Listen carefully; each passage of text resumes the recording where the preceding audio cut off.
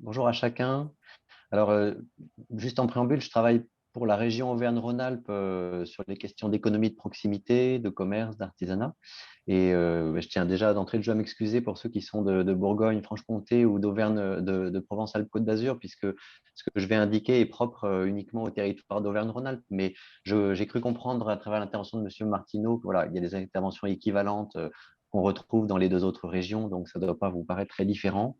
Et je voulais simplement voilà, vous donner quelques indications aux mairies et aux intercommunalités qui sont là sur les possibilités d'accompagnement de la part de la région. En fait, tout simplement, au moment où nous avons remis en route des aides directes aux entreprises du commerce sur notamment sur les petites communes, les centralités, on s'est rapidement rendu compte en fait qu'on avait un souci, c'est que dans un certain nombre de cas de figure, il n'y avait pas d'initiative privée en capacité pour intervenir, pour remettre en route ces différents commerces, et que voilà, il y avait un portage communal des investissements qui permettait ensuite de choisir un exploitant dans un deuxième temps. Donc, on est en capacité, depuis le démarrage, d'accompagner ces exploitants. Et en l'occurrence, même Comptoir de Campagne a été accompagné directement par la région au moment de l'ouverture des différents comptoirs.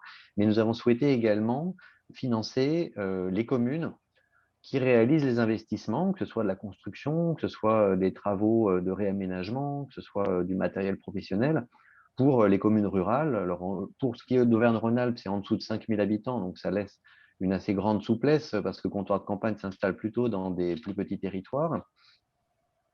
Dans notre cas de figure, au niveau de la région, on intervient vraiment sur des initiatives euh, privées inexistantes. Enfin, on ne doit pas avoir d'autres équivalents, on ne doit pas avoir d'épicerie ou de boulangerie ouverte déjà sur le territoire de la commune. On est vraiment dans la logique où la commune prend le relais en termes d'aménagement. Et puis, bien sûr, sur des commerces, plutôt des commerces de quotidienneté, vraiment des besoins de premier niveau, d'alimentation, sur des cafés-restaurants.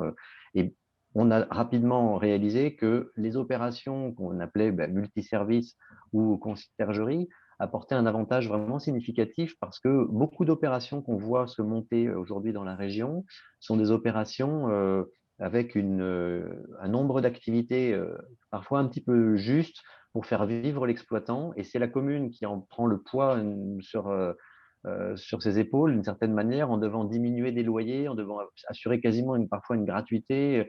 Et c'est parfois une charge extrêmement complexe vu les prix des bâtiments. Vous avez entendu M. Martineau qui parlait d'un bâtiment à 400 000 euros. Si on doit en plus ne pas pouvoir se verser de loyer au niveau de la commune, on a un équilibre financier qui est compliqué. Voilà. Donc, on est attentif aussi à l'idée que ces services puissent se démultiplier pour favoriser voilà, un chiffre d'affaires qui permet de faire vivre et d'installer aussi des emplois de proximité. Donc, du côté région, dans nos modalités d'intervention, c'est la commune qui peut porter les travaux directement ou l'intercommunalité, c'est plus rare, hein. Généralement, c'est la compétence de la commune de porter ce type de bâtiment. Donc, c'est des cas de figure de reprise d'un bâtiment existant ou parfois c'est un boulanger, une épicerie dont la personne part à la retraite, il n'y a pas de repreneur, donc ça peut être une installation.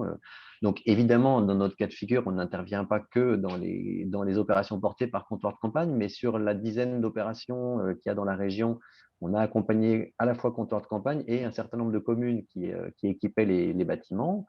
Et puis, on peut intervenir, bien sûr, sur d'autres modes de portage. Mais cette situation est très intéressante parce que ça nous permet de faire toute une chaîne d'accompagnement.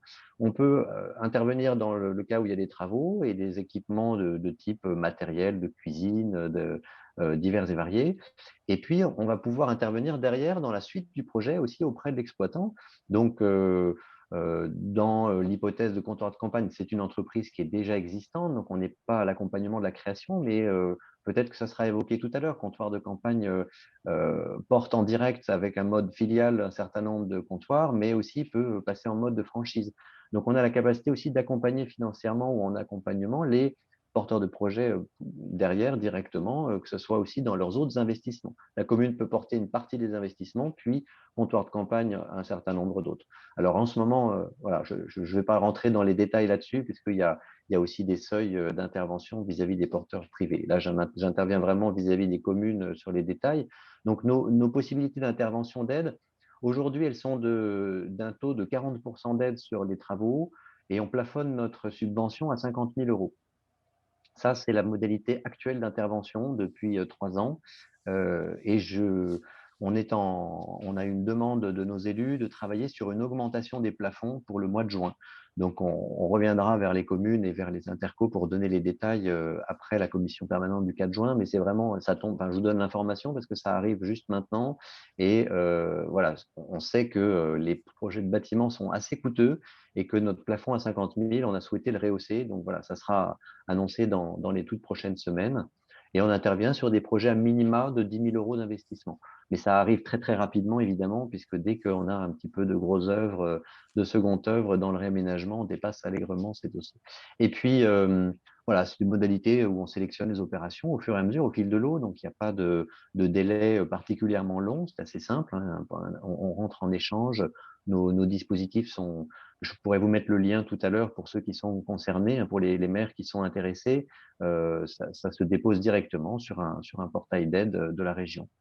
Voilà. Donc, juste un petit point de vigilance peut-être à signaler, c'est que côté région, voilà, on regarde attentivement cette question de la viabilité économique du projet, parce qu'on sait qu'il ne faut pas qu'on ouvre, qu'on facilite, on va dire, l'investissement d'une commune pour qu'elle se retrouve en grande difficulté derrière si elle a complètement surestimé la superficie, les coûts, les charges, etc. Donc, l'intervention de comptoir de campagne, ce qui est intéressant dans les 10 projets qu'on a pu accompagner à l'échelle de la région, bah, c'est cette analyse économique qui est bien rodée désormais et qui fait qu'effectivement, on a une ampleur d'activité économique qui correspond bien aux typologies d'emploi, aux charges du bâtiment. Et pour la commune, c'est assez sécurisant de travailler effectivement avec ce mode de portage, avec une société qui a ses repères qui connaît un peu les équilibres sur ce type de territoire. Voilà ce que j'avais à donner et puis je suis disponible pour vos questions.